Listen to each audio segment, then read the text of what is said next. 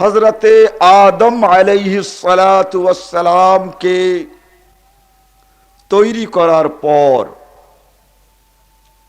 ফেরেশতাদিগকে সেজদা করার হুকুম দিয়েছিলেন আল্লাহ নিজেই। জিন দিগকে সেজদা করার হুকুম করেছিলেন আল্লাহ স্বয়ং।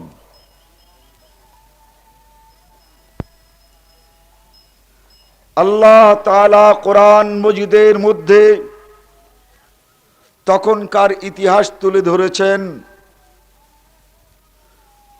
ফাসাজাদাল মালাইকাতু কুল্লুহুম আজমাউন, সকল ফেরেশতারা সিজদা করল,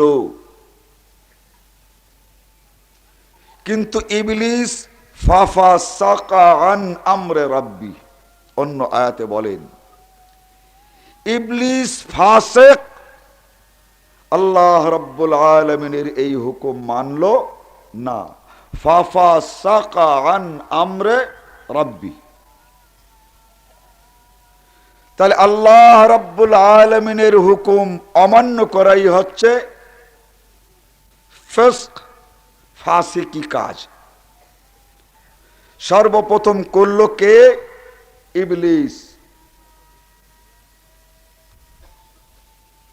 আল্লাহ তাআলা বলেন আল্লাহর হুকুম যারা অমান্য করে তারা হচ্ছে ফাসিক, যেমন এই ইবলিস আল্লাহর হুকুম অমান্য করেছে। জিজ্ঞাসা করি, ইবলিস তাহলে কি? ফাসিক।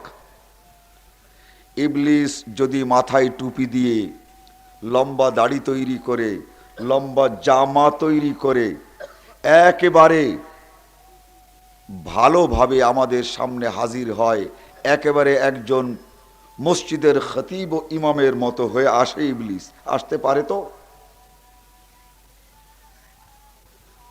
এই ইবলিসকে যদি আমরা ইবলিস জানতে পারি, এরপরে যদি দেখি ইবলিস ভালো বড় আলেম, আদম আলাইহিস সালাতু ওয়াস সালামের সঙ্গে আল্লাহর সকল কথা এই ইবলিসের মুখস্থ আছে। আদম আলাইহিস সালাতু ওয়াস সালাম নবী ছিলেন, তিনি তার সন্তান ও তার উম্মতদের সঙ্গে যত কথা বলেছেন তথা হযরত আদমের হাদিসও এই ইবলিসের মুখস্থ আছে। সর্বশেষ নবী মুহাম্মদুর রাসূলুল্লাহ সাল্লাল্লাহু আলাইহি ওয়াসাল্লামকে হতে এই ইবলিস দেখেছে, নবী হতেও দেখেছে, আর আল্লাহর নবীর এই মরে যাওয়াটাও এই ইবলিস দেখেছে। সকল জামানার সকল কিতাব ইবলিস মুখস্থ করে হাফেজ হয়ে গেছে। আমাদের ছেলেরা তো হাফেজ শুধু কেবলমাত্র কোরআনের। ইবলিস জবুরের হাফেজ, তাওরাতের হাফেজ, ইবলিসের হাফেজ, কোরআনেরও হাফেজ। আমাদের লোকেরা বা আমরা কেবল আল্লাহর নবী, শেষ নবী মুহাম্মদ সাল্লাল্লাহু আলাইহি ওয়াসাল্লামের হাদিস জানি, অনেক নবীর আগের নবীদের হাদিস জানি না। তো আদম আলাইহিস সালাতু ওয়াস সালাম থেকে শুরু করে শেষ নবী পর্যন্ত যত নবী এসেছিলেন তাদের সকলের হাদিস কিন্তু এই ইবলিসের মুখস্থ। তাহলে ইবলিসের চেয়েতে বড় আলেম কিন্তু আর কেউ নাই।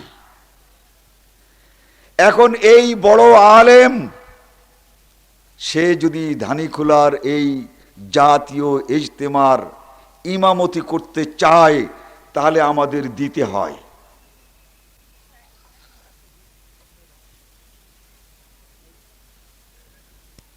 আপনারা বলছেন জিনা, কিন্তু সালাতুর রসুল নামে অনেক নামাজ শিক্ষা বেরিয়েছে। সেই নামাজ শিক্ষার মধ্যে আছে ফাসিকের পেছনে নামাজ পড়া জায়েজ আছে। ওয়ামা ইয়াকফুরু বিহা ইল্লাল ফাসিকুন, আল্লাহ রসুলকে অমান্য করে যারা তারাই ফাসিক। আর পয়লা ফাসিক হচ্ছে ইবলিস, ফাফাসাকা আন আমরি রাব্বি। তো ইবলিসকে যদি আমরা নামাজ পড়ার অনুমতি দিতে পারি, তাহলে ছোট ছোট ফাসেক ইবলিসদেরকেও নামাজের অনুমতি দেওয়া যেতে পারে। ফাসেকদের, বড় ফাসেক ইবলিসকে যদি অনুমতি ইমামতির জন্য না দেওয়া যায়, তাহলে ছোটখাটো ফাসেকদেরকেও ইমামতি করার অধিকার তারা দিতে পারেন, আমরা দিতে পারি না। এটাই হচ্ছে আহলে হাদিস তবলিগ আর আহলে হাদিস তবলিগের মধ্যে আর একটা পার্থক্য। আহলে হাদিস তবলিগ ইসলাম কোন ফাসিকের ইমামতিকে জায়েজ মনে করে না। করব কেমন করে? আল্লাহ রাব্বুল আলামিন ইরশাদ করেন, ইন্নাল মুনাফিকিনা হুমুল ফাসিকুন।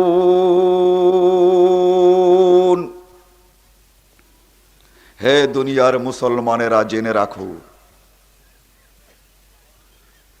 দুনিয়ায় যত মুনাফিক দেখো সকলেই ফাসিক। ইন্নাল মুনাফিকিনা হুমুল ফাসিকুন। মুনাফিক কাকে বলে? যারা জানে এবং মানে না। আব্দুল্লাহ বিন উবাই, সে ছিল মুনাফিকদের সরদার, সবচেয়ে বড় মুনাফিক। নবী মুহাম্মদুর রাসূলুল্লাহ সাল্লাল্লাহু আলাইহি ওয়াসাল্লাম যে নবী, একথা সে জানতো। তিনি যে নবী হক, একথা জানতো। কিন্তু এই নবী যে কথা বলতেন তা মানত না।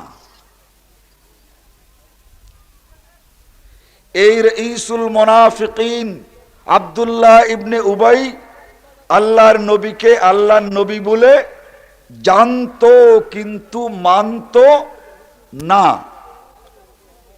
অতএব আল্লাহর নবীকে যারা নবী বলে জানে আর মানে না, তাকেই বলে মুনাফিক। বুখারী শরীফ ইতিসাম বিল কিতাব ওয়াস সুন্নাহ,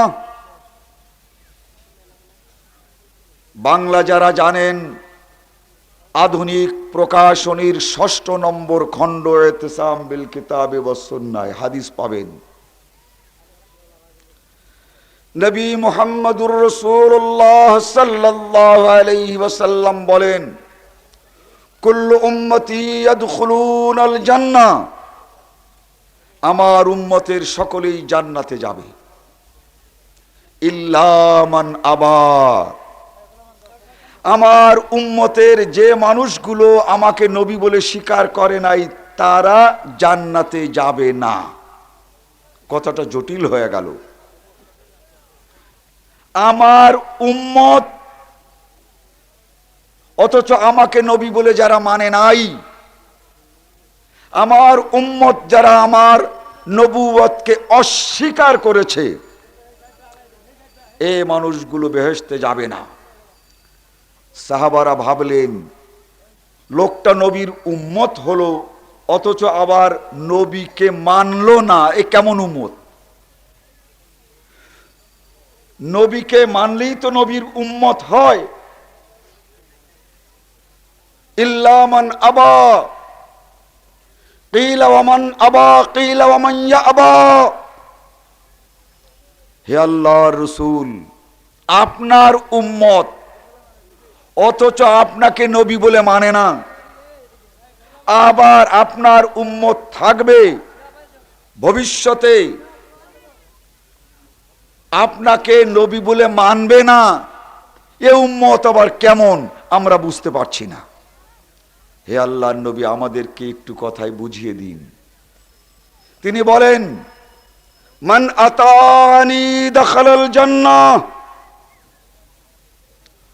আমাকে নবী মুখে স্বীকার করার পর আমাকে নবী অন্তরে বিশ্বাস করার পর আমি যা বলেছি তাই যারা মানে তারাই আমার উম্মত।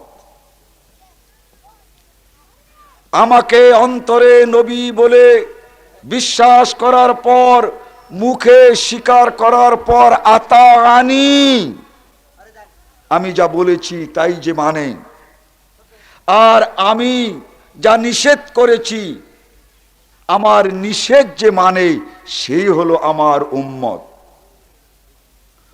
ওয়ামান আসানি ফাকাদ আবা, যে অন্তরে আমাকে নবী বলে বিশ্বাস করেছে, যে মুখে আমাকে নবী বলে ঘোষণা দিয়েছে, কিন্তু আমি যা করতে বলি তা করে না,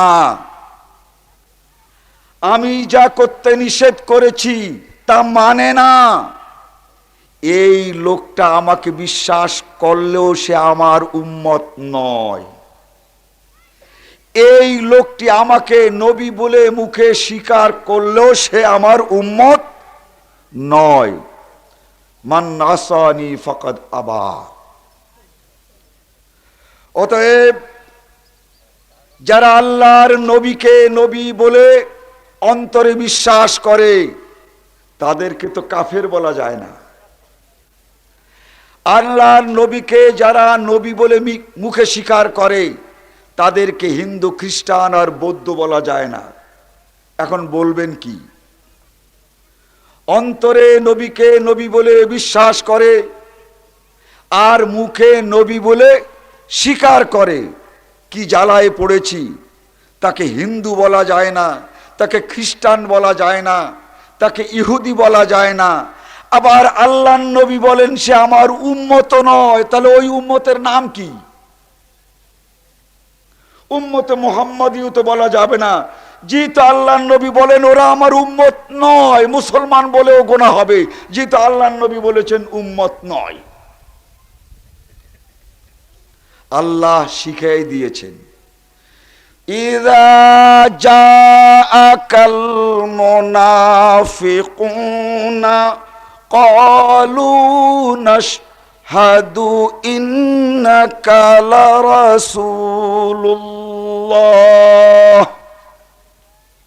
ওয়াল্লাহু ইয়ালামু ইন্নাকা লারাসূলুহু ওয়াল্লাহু ইয়াশহাদু ইন্নাল মুনাফিকিনা লাকাযিবুন। আয়াতটির পুরো তর্জমা করার দরকার নাই। তাহলে এই যে সকল মানুষ অন্তরে বিশ্বাস আছে, মুখে স্বীকৃতি আছে, তবুও তাদেরকে মুসলমানও বলতে পারছি না, হিন্দু, খ্রিস্টান, বৌদ্ধ তো বলতেই পারছি না। এই কওমের নাম ইন্নাল মুনাফিকিন, এদের নামই হচ্ছে মুনাফিক। এদের নাম মুনাফিক। এরা মুসলমান নয়। যেহেতু আল্লাহর নবী বলেছেন এরা আমার উম্মত নয়, তাই এরা মুসলমান নয়। এরা খ্রিস্টান নয়, এরা হিন্দু নয়, এরা বৌদ্ধ নয়, এরা হচ্ছে মুনাফিক। আল্লাহর ভাষায় আল্লাহ বলেন ইন্নাল মুনাফিকিন, এই দুনিয়ার যত মুনাফিক আছে, হুমুল ফাসিকুন, ওরাও ফাসিক। নবী মুহাম্মদুর রাসূলুল্লাহ সাল্লাল্লাহু আলাইহি ওয়াসাল্লামের জামানায় এই আবু আমের রাহেব আর এই রাইসুল মুনাফিকিন আব্দুল্লাহ ইবনে উবাই ছিল। সাহাবায়ে কেরাম বাইরে অনেক সময় জামাত করে নামাজ পড়তে হয়েছে। মদিনায় নাই, বাইরে সাহাবায়ে কেরাম নামাজ পড়েন নাই, জামাতে পড়েন নাই। কিন্তু আব্দুল্লাহ ইবনে উবাইয়ের আসমাউর রিজালে দেখা যায় কোন দিন কোন সাহাবা আব্দুল্লাহ ইবনে উবাইকে ইমাম করে কেউ কোনোদিন নামাজ পড়েন নাই। আবু আমের রাহেব আর একজন মুনাফিক ছিল। রসুল ছাড়া বহু জামাতে তাদের নামাজ পড়তে হয়েছে, কিন্তু কোন মুনাফিককে ইমাম বানিয়ে সাহাবারা কোনোদিন নামাজ পড়েন নাই। তাহলে বোঝা যায় এই যারা মুনাফিক, এরা ফাসিক, এদের ইমামতিতে নামাজ জায়েজ নাই। কেন জায়েজ নাই? فإن الله لا يرضى عن القوم الفاسقين। আগের যে আয়াতটি ইন্নাল মুনাফিকিনা হুমুল ফাসিকুন, সূরা তাওবার ৮ নম্বর আয়াত। আল্লাহ সূরা তাওবার ৯৬ নম্বর আয়াতে ইরশাদ করেন, ফাইন্নাল্লাহা লা ইয়ারযা আনিল কওমিল ফাসিকিন।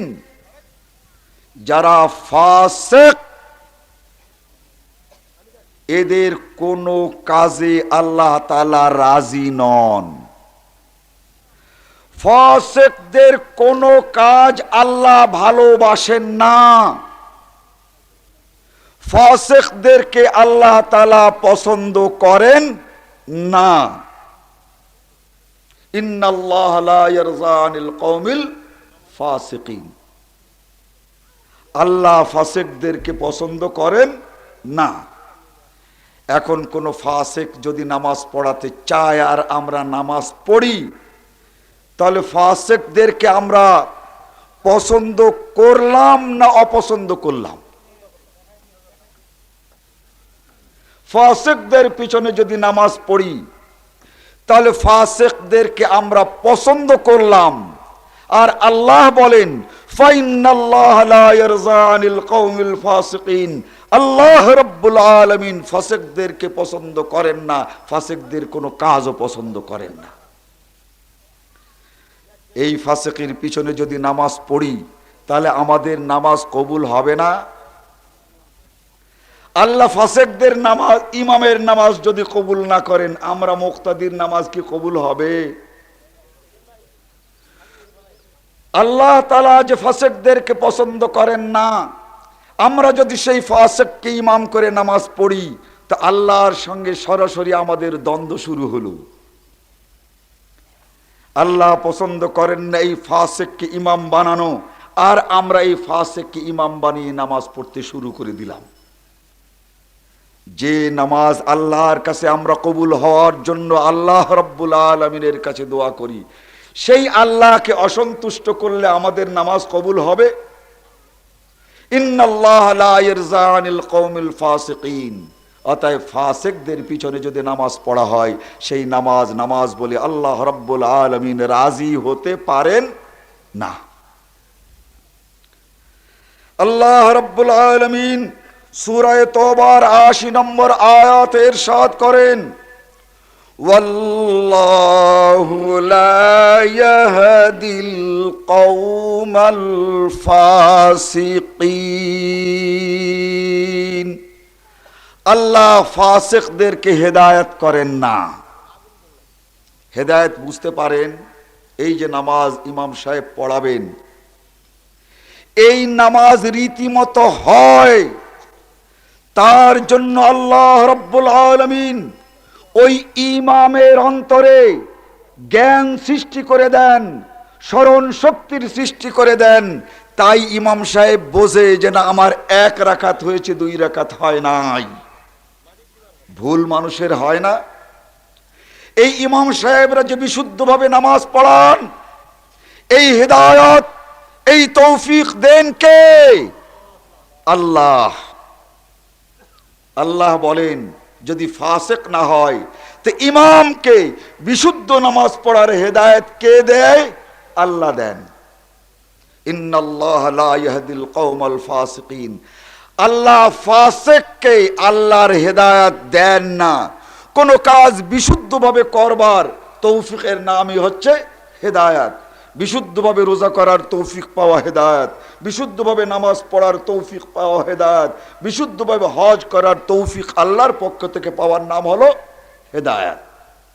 বন্ধুগণ, এই ফাসিকরা যদি নামাজ পড়ায় এর মধ্যে ভুল হবেই, যেহেতু ইন্নাল্লাহ লা ইয়াহদিল কওমাল ফাসিকিন।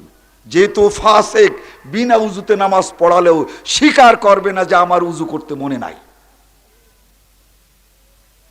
এই ফাসিক যদি টেরও পায় তাহলে কখনো কোনো মানুষকে বলবে না যে আমার ভুল হয়ে গেছে, নামাজটা আবার দোহরায় নাও।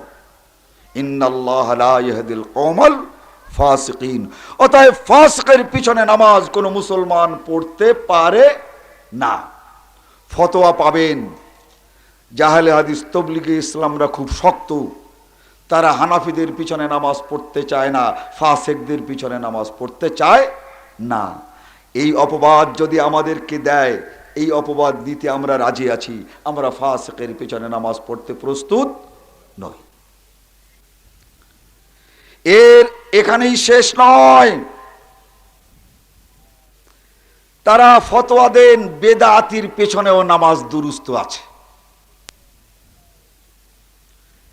عن عائشة رضي الله تعالى عنها قالت سمعت رسول الله صلى الله عليه وسلم يقول من أحدث في أمرنا هذا ما ليس منه فهو رد। রাসূল সাল্লাল্লাহু আলাইহি ওয়াসাল্লাম বলেন, যে ব্যক্তি বেদাত করবে,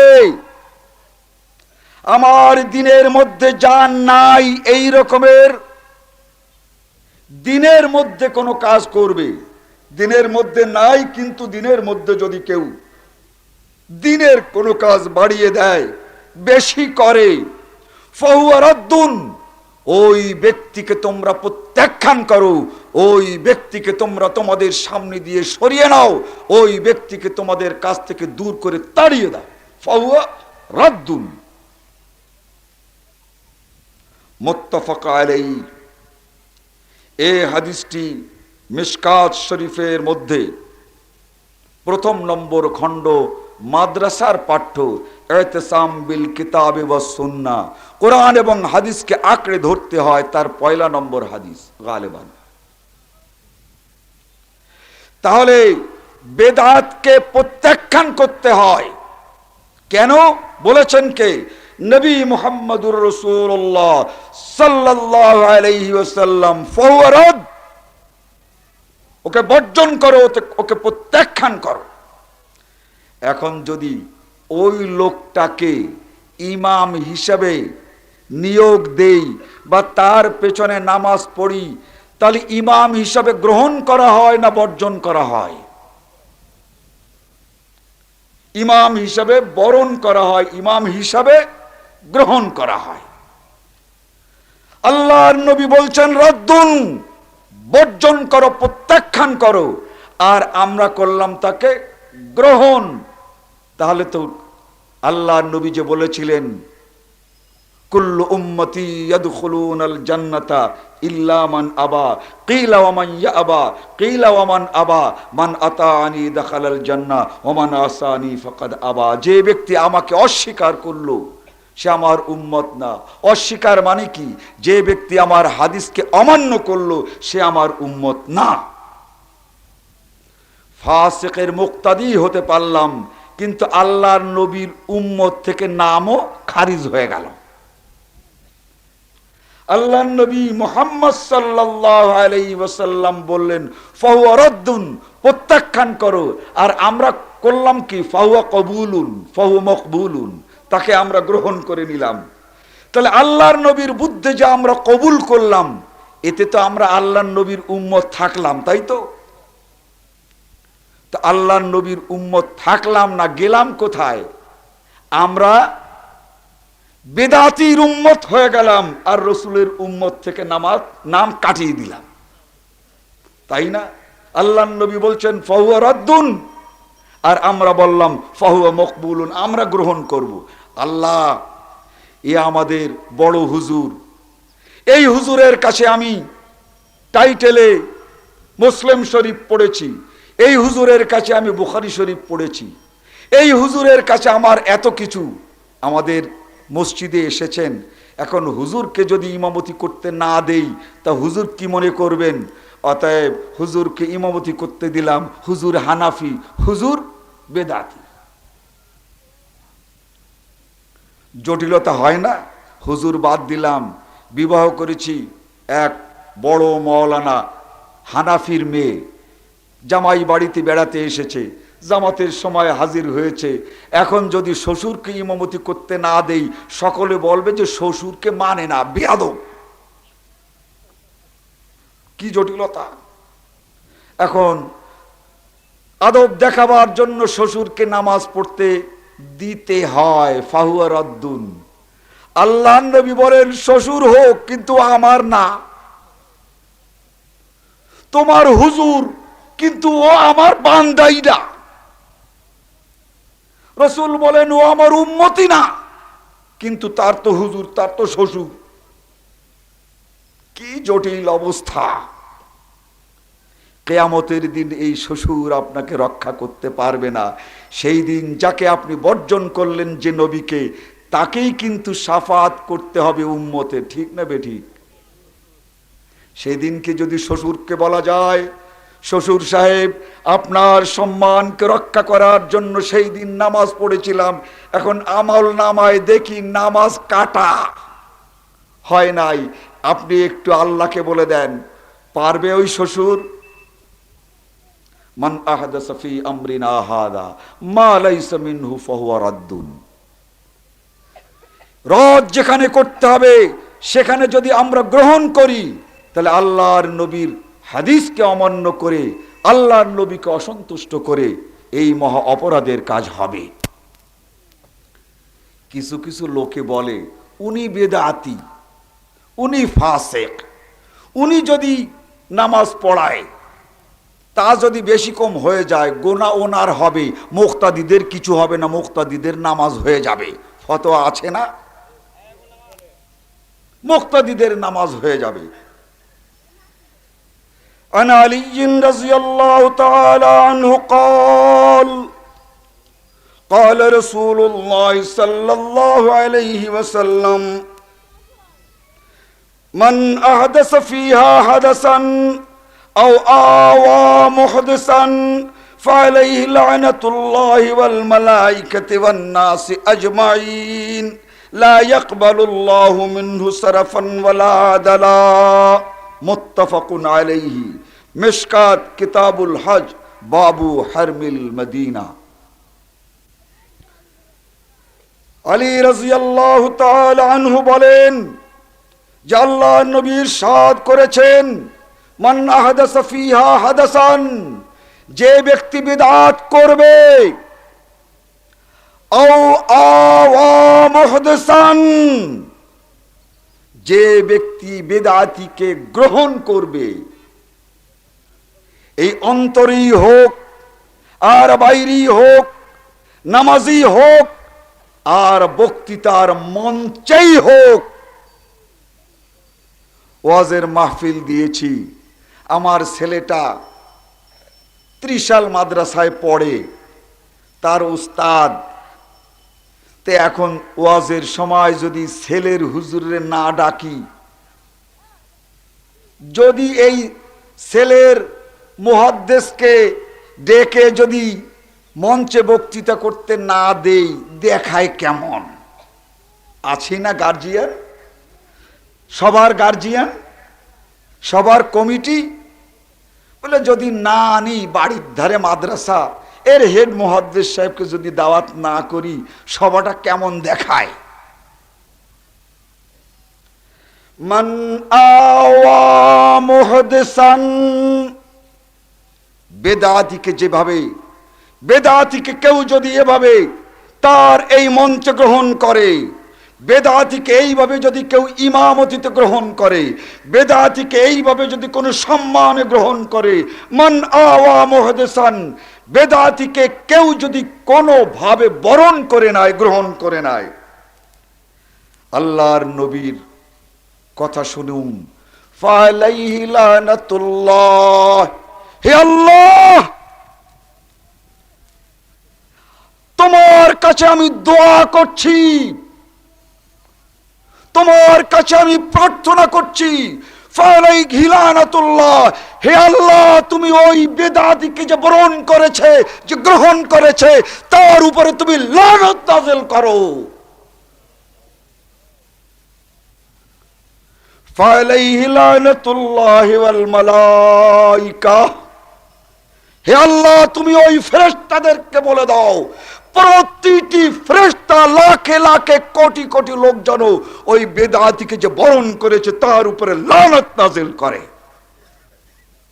ওয়ান নাসি আজমাইন, পৃথিবীর যত মানুষ সেই দিন জীবিত থাকবে, আর আদম থেকে এই পৃথিবীতে যত মানুষ তুমি তৈরি করেছো, সমস্ত মানুষের লানত যেন ওই বেদাতিকে যে গ্রহণ করেছে তার উপরে পড়ে, এই বদদুয়া হে আল্লাহ তোমার কাছে আমি করছি।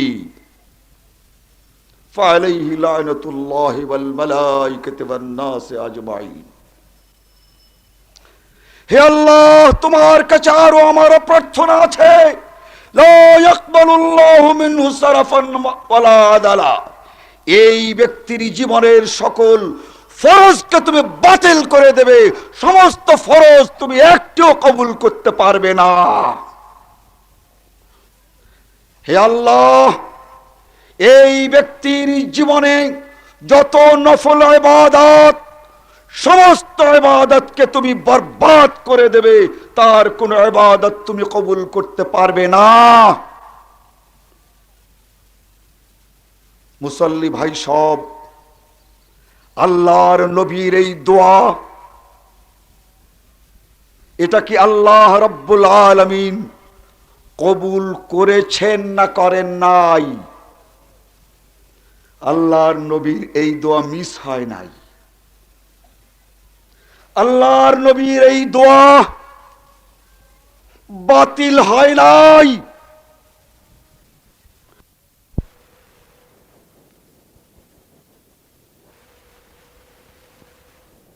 বেদাতিকে বরণ করে নাই, তাহলে তার জীবনের সকল নেকি যদি বরবাদ হয়ে যায়, তাহলে ওই বেদাতির পেছনের নামাজ তো কবুল হবে, তাই তো? লা ইয়াকবালুল্লাহু মিনহু সারাফান ওয়ালা আদালা। অতএব বেদাতিকে যদি ইমাম হিসেবে গ্রহণ করেন, আল্লাহর নবীর উম্মত থেকে খারেজ হতে হবে। আর যদি নামাজ পড়েন, তাহলে আপনার ওই ওয়াক্তের নামাজ নয়, জীবনের সকল নামাজ বরবাদ হয়ে যাবে, জীবনের সকল নেকি বরবাদ হয়ে যাবে। লা ইয়াকবালুল্লাহু মিনহু সারাফান ওয়ালা আদালা। মুসাল্লিয়ান কেরাম, সাবধান হন, নামাজ কম পড়েন তার মানে কি নামাজ পড়তে নিষেধ করলাম নাকি? নামাজ সংক্ষেপ করে পড়েন, কিন্তু বেদাতির পিছনে নামাজ পড়বেন না, বেদাতির ওই কাতারে শামিল হবেন না, বেদাতিকে ইমাম বানাবেন না, বেদাতির পেছনে নামাজ দাঁড়াবেন না। লা ইয়াকবালুল্লাহু মিনহু সারাফান ওয়ালা আদালা। এই সকল মুফতি যারা ফাসিক আর বেদাতির পিছনে নামাজ পড়া জায়েজ মনে করে আর ফতোয়া দেয়, অনেক দলিল দেয়, সকল দলিল আমার কাছে আছে, একটি খুতবায় সকল দলিল আলোচনা করা সম্ভব নয়। একটি দলিল যেটা আপনাদের কাছে অহরহ পেশ করে, এই দলিলটাই শুধু পেশ করে খুতবা শেষ করব ইনশাআল্লাহ। ওয়ারকাউ মা'র রাকিঈন, ওই কিতাবেও আছে, আর বলে ওয়ারকাউ মা'র রাকিঈন, রুকুকারীদের সঙ্গে রুকু করো। অতএব যেখানে জামাত পাও সেইখানেই দাঁড়াই যাও, আল্লাহু আকবার।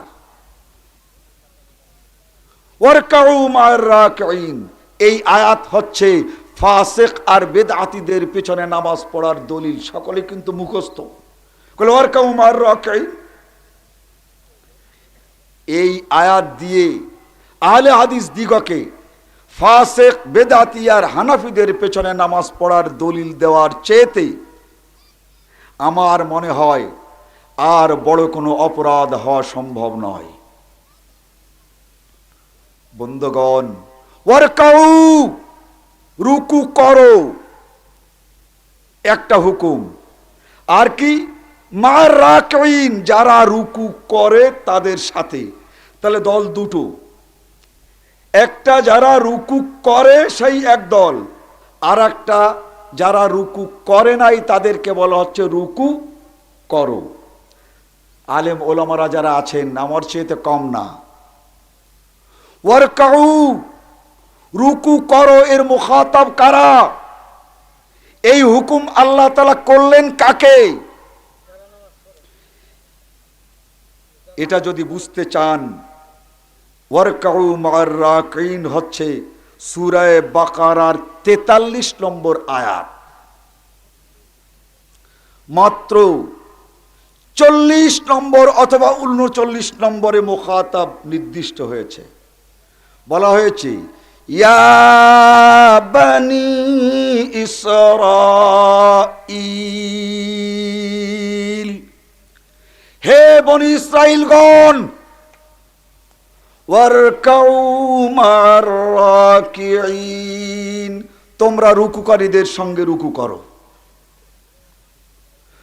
হে বনি ইসরাঈলগণ, তোমরা রুকুকারীদের সঙ্গে রুকু করো। তাহলে রুকু করার হুকুম যাদেরকে করা হয়েছে এই কোরআনের একটু উপরে পড়ে না, ওইখান থেকেই পড়ে। আমাকে দিতে বলিয়াছে, তোমাকে দিতে বলেছে কখন? আগে যে আছে, লোকটি যদি নামাজ পড়ে তাহলে তাকে দিতে হইবে, ওই নামাজ না পড়ে কলে দেন, মানে আগের শর্ত নাই। হে বনি ইসরাইল, রুকুকারীদের সঙ্গে রুকু করো। তাহলে বনি ইসরাইলদেরকে রুকু করার কথা বললো, কাদের সঙ্গে? ওয়ারকাউ মা'আর রাকিঈন। এই রাকিঈ কারা?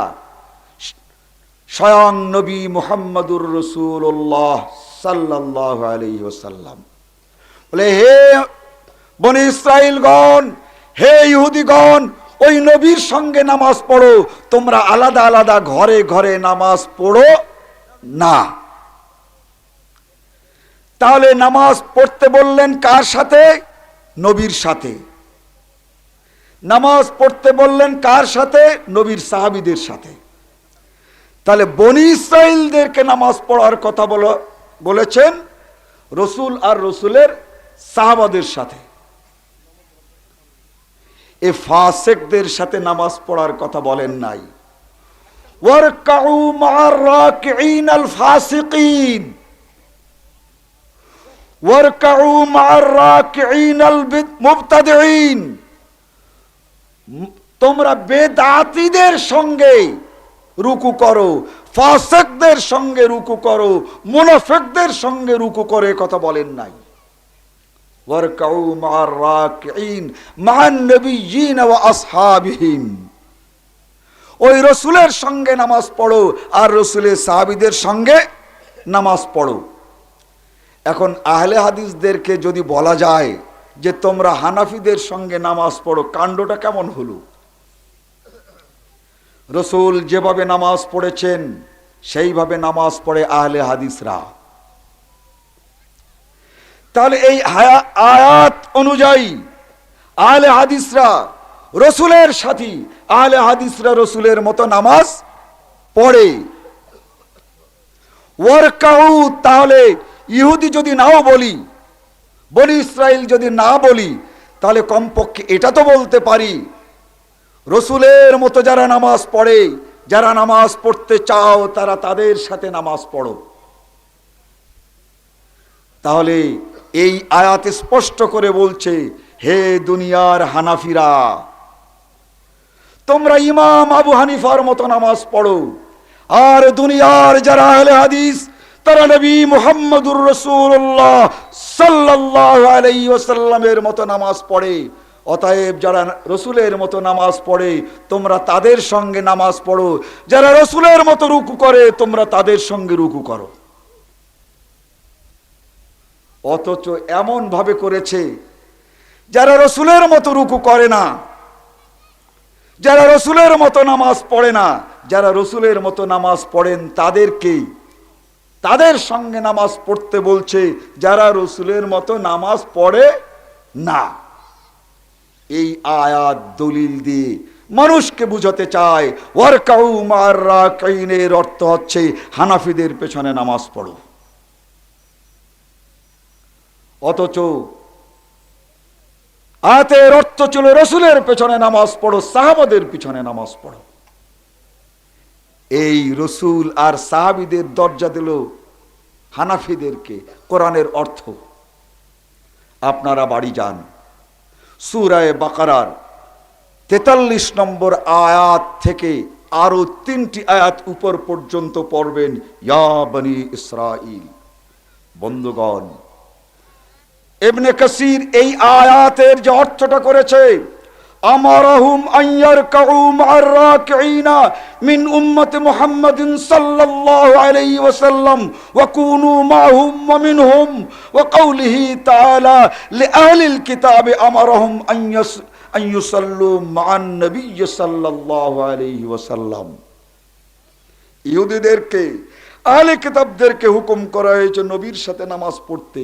দুঃখের বিষয়, অনেক আহলে হাদিস আলেমরা তাদের কিতাবে আহলে হাদিসদেরকে বানিয়েছে আহলে কিতাব। বলেন নাউজুবিল্লাহ। আল্লাহর নবী আহলে কিতাবদেরকে নামাজ পড়তে বলেছিলেন রসুলের সাথে। এখন আমাদেরকে হুকুম করছেন যে তোমরা যে ওই হানাফিদের পেছনে নামাজ পড়ো।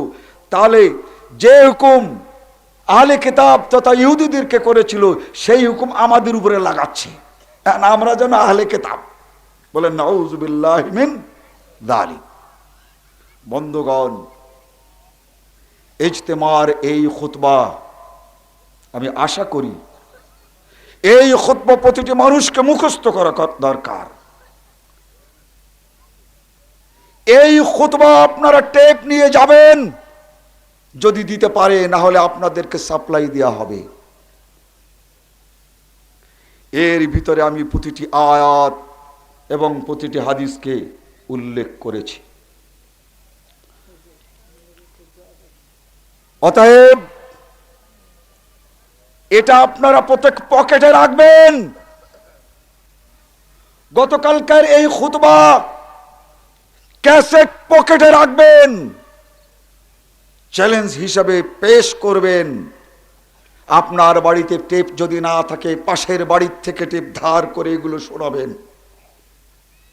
এই টেপগুলো একটা বইয়ের সমান।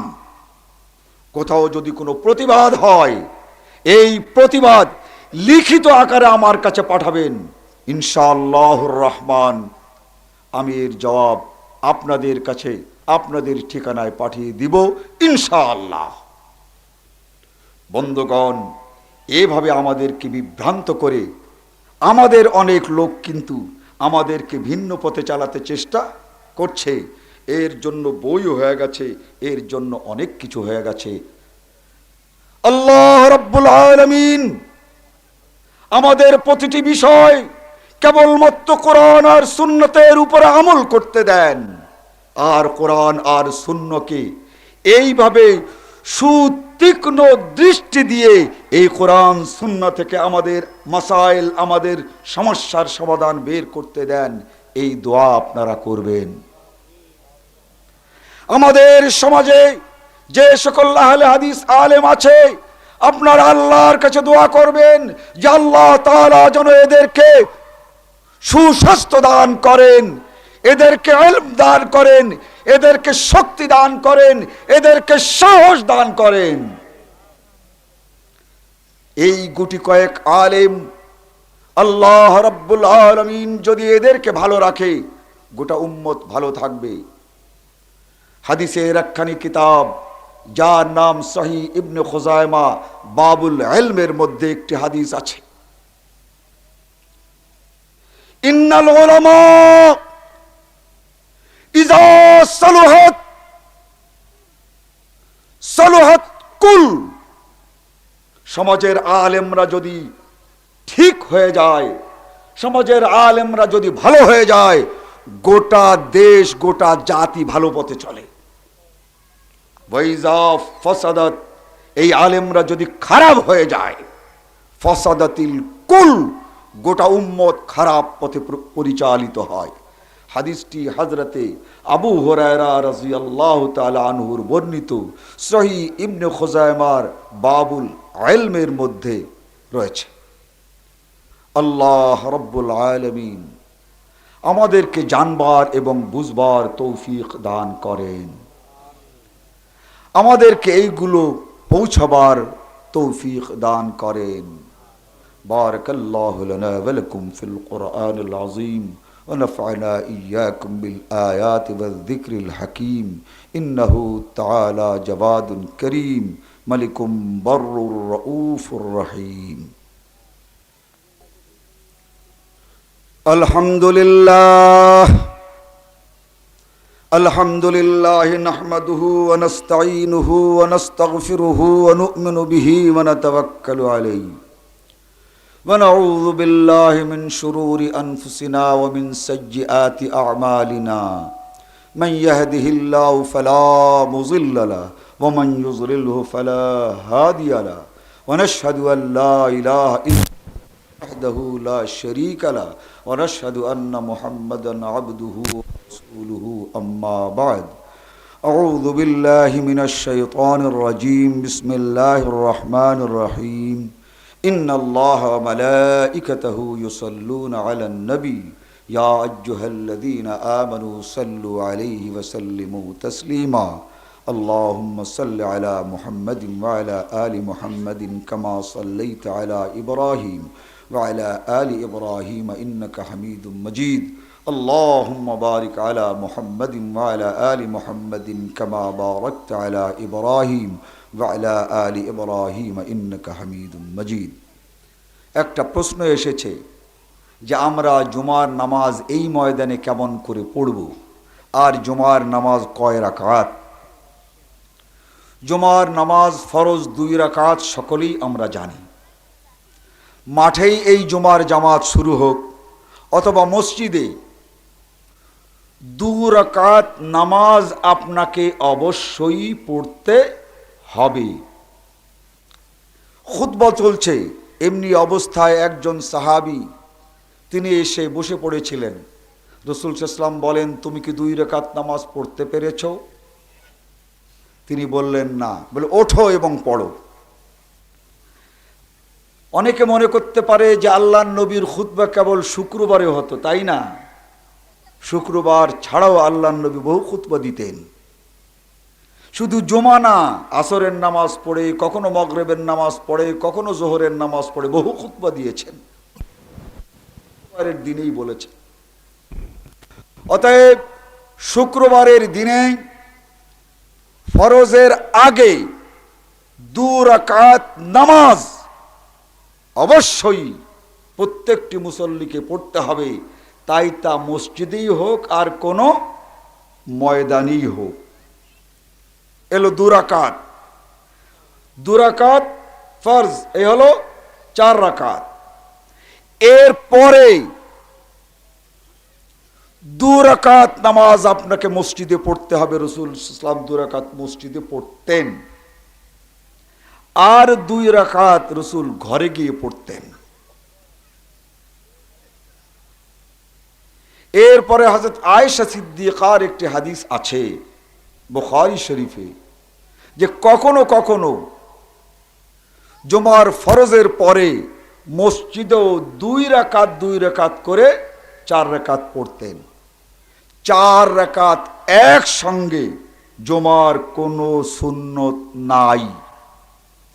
তথাকথিত যে বাংলা কিতাবগুলোতে আছে, আগে 4 রাকাত কাবলাল জুমা, পরের 4 রাকাত বাদাল জুমা, এই নামাজের কোনো অস্তিত্ব নাই। এছাড়া তাহিয়াতুল মসজিদ বা তাহিয়াতুল ওযু, এটা সবসময় পড়তে পারেন উজুর পর পর। তাহলে একান্তভাবে পড়তে হবে। জুমার আগে 2 রাকাত, জুমার ফরজ 2 রাকাত, জুমার পরে 2 রাকাত পড়ে যদি না পড়েন ক্ষতি নাই, ওটা নফল, কিন্তু পরের 2 রাকাত একান্ত অপরিহার্য সুন্নত। এরপরে আর 2 রাকাত আপনি পড়তে পারেন। এই হচ্ছে জুমার নামাজের সব। ভালো করে মনে রাখবেন, কিতাব কুতুব আসছে, ইনশাআল্লাহ পাবেন। ফাযকুরুনি আযকুরুকুম ওয়াশকুরু লি ওয়ালা তাকফুরুন।